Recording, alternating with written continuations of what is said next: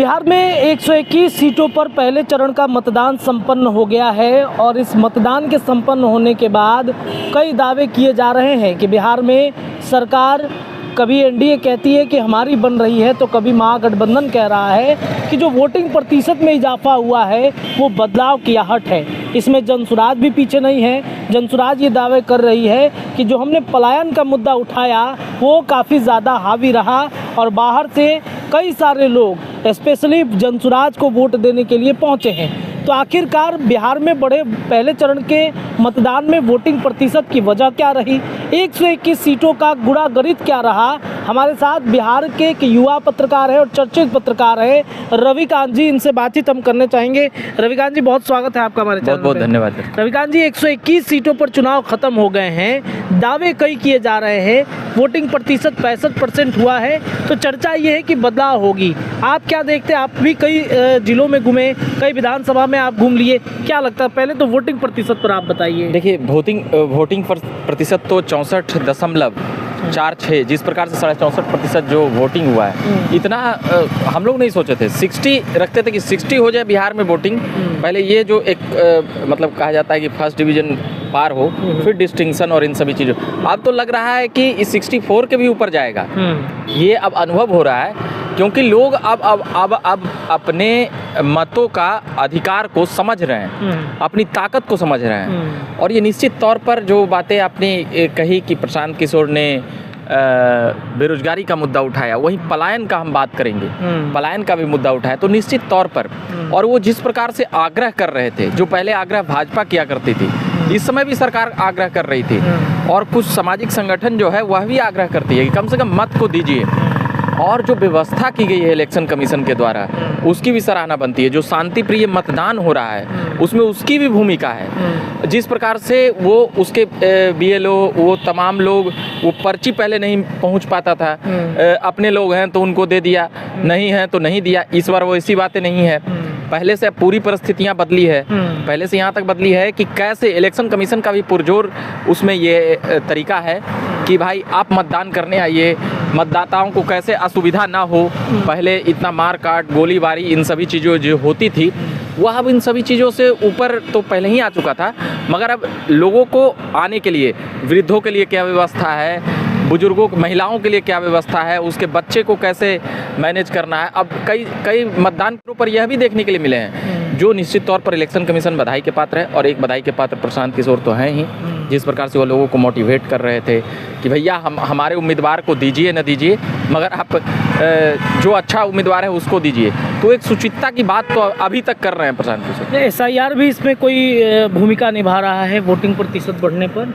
देखिए, SIR में निश्चित तौर पर, जैसे अब जो गुजर गए हैं, जो बाहर जा चुके हैं, जो वोटर लिस्ट से बाहर आ चुके हैं, या दो वोटर आई कार्ड कई लोगों का था, अभी भी हो सकता है, इसमें कोई बड़ी बात नहीं है।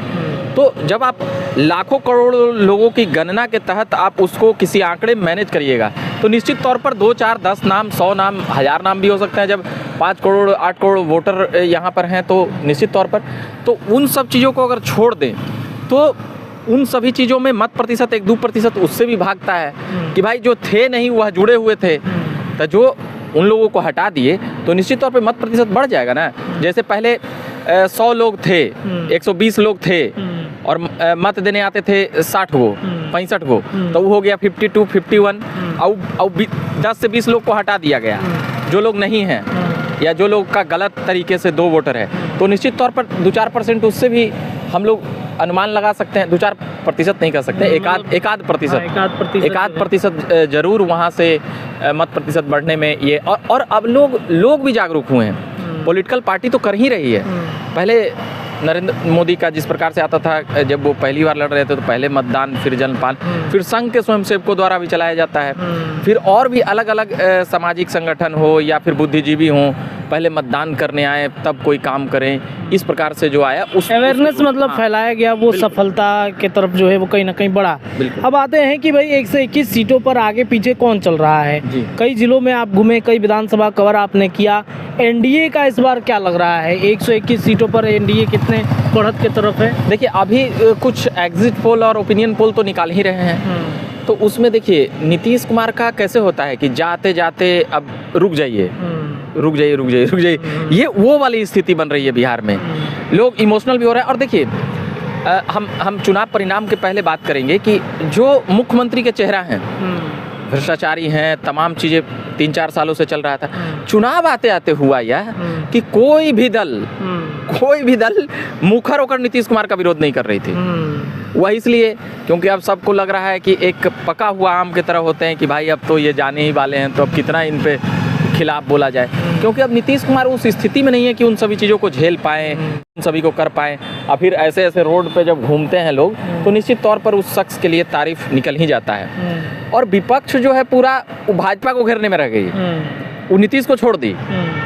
तो नीतीश पर जैसे नीतीश कुमार के आंकड़े में भ्रष्टाचार का आंकड़ा जुड़वाती, जहाँ जहाँ पे काम नहीं हुआ, जैसे एजुकेशन सिस्टम, शिक्षा प्रणाली में सवाल उठाती, जो 4-4 साल तक प्रत्येक दिन जो छात्र सौंटे गए हैं, पटक के मारे गए हैं सारों जगहों, तो इन सभी भूल गए वो लोग क्या करने लगे, भाजपा हटाओ, भाजपा हटाओ। अरे भाजपा हटाओ, नीतीश कुमार पे तो छोड़ दिए ना, नीतीश कुमार ने मुखिया थे यार, हैं अभी।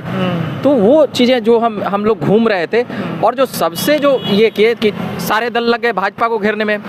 भाई नीतीश कुमार को लोग निपटाना चाहते हैं, भाजपा वाले लोग, तो नीतीश कुमार तो बच गए, उनको तो सेफ जोन में विपक्षी ढकेल दी। अब वो चाहे जिस नियत या मर्जी से ढकेली, नीतीश कुमार कभी हमारे तरफ आते हैं, उनके तरफ आते हैं। तो इस प्रकार से नीतीश कुमार भी अपने विरोधियों में इतना बैलेंसिंग फैक्टर देश और दुनिया में हमने नेता नहीं देखा है। हाँ, तो एनडीए में कौन मतलब आगे चल रहा है आपके हिसाब से, क्या लग रहा है? क्या जेडीयू का ग्राफ रहेगा इस बार? और जो आखिरी महीने में जो तेजस्वी यादव और तमाम कांग्रेस के लोग जो बोले कि 10,000 रुपया घूस देने का काम किए, ये निश्चित तौर पर 4-4.5 साल आप कर क्या रहे थे? ये सरकार पर, अब ठीक है इलेक्शन कमीशन का तिथि निर्धारित होगा तब ये होगा, मगर उससे पहले तो आप कर दिए ना। आप किसी को भी 10,000 रुपया दे दीजिए तो थोड़ा सा तो ऋणी हो ही जाएगा ना भाई। अब 1.5 करोड़ महिलाओं को आप दे दीजिए, ठीक है, 1.5 करोड़ में मान लिए कि 75 लाख आपकी महिलाएं हैं, उस 75 लाख में मान लिए कि आधो अगर पिघल गया, मतलब आपके फेवर में अगर आ गया, तो फिर कितना बड़ा ये अंतर है। 3-4% मत इधर से उधर हो रहा है 10,000 रुपया में, तो ये एक बड़ा फैक्टर है। और हम शुरू से ही कहते रहे कि चिराग पासवान और उपेंद्र कुशवाहा पिछले बार नहीं थे इस मत प्रतिशत के साथ, 36.26 जो आया था, और इस बार जुड़े हैं, तो एनडीए कहीं ना कहीं प्लस पॉइंट है, वहाँ पे प्लस पॉइंट है। महागठबंधन की क्या स्थिति होगी?